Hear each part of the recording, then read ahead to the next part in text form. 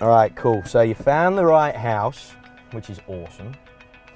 You've now got to make sure that you're ready for auction day, because this is pretty important. If you're not organized as a buyer, then there's no point in turning up to the auction, because you're probably not going to buy it. Or if you do buy it, you're going to buy it out of panicking, and that's when you could really go over the top with the money. So when you're prepping for a purchase, you've got to do, and you've got to do this whether you're doing an auction or not. You know, this is for any sort of purchase, to be honest, when it comes to real estate. You've got to make sure, firstly, that you get the Section 32 checked out. Now, what a lot of buyers do is they'll ask for the Section 32 and then do stuff all with it. But because they've asked for it, they think that they've done the right thing. Big mistake, guys. If you don't know what you're looking at, now it's not rocket science, by the way, but if you don't know what you're looking at, then give it to someone that does. Because you don't know, if you're just trying to play it cool or be the alpha male or trying to be Mr. or Mrs. Know-It-All who, you know, knows everything about real estate or not, then chances are your ego is going to cost you a lot of money, because you're probably going to miss something in that Section 32. Now, like I said, it's not the most difficult bit of paperwork in the world, but make sure you get someone with a bit more of an educated eye to have a look over it, because that's pretty crucial, I would have thought.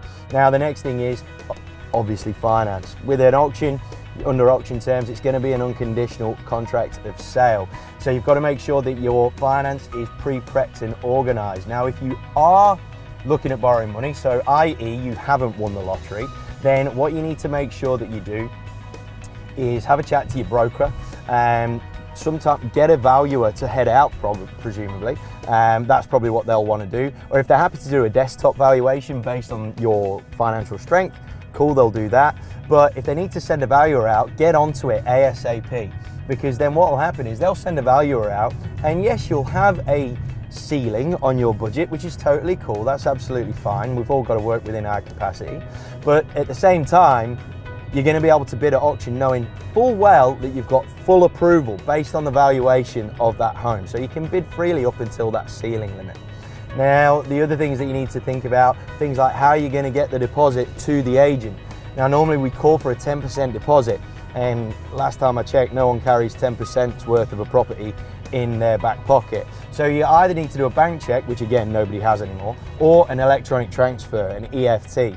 Now, time and time again, we have that moment of panic where a buyer buys a property and then goes, oh crap, I forgot about how to transfer the money. Get yourself organized. Pretty much every financial institution will allow you to set like a 24-hour window, which increases the limit that you're allowed to transfer over in one transaction, because normally they have limits, which is a cool security thing.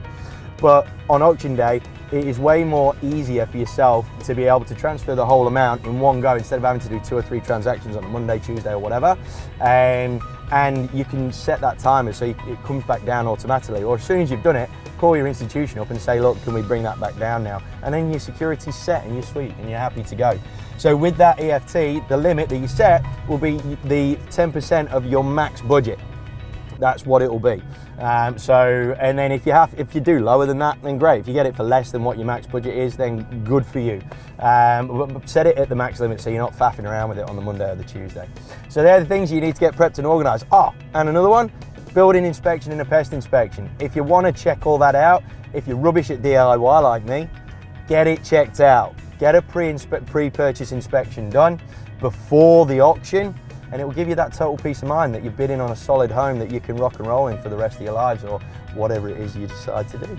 So guys, they're the things that you need to look at if you're a buyer and you've found the right home.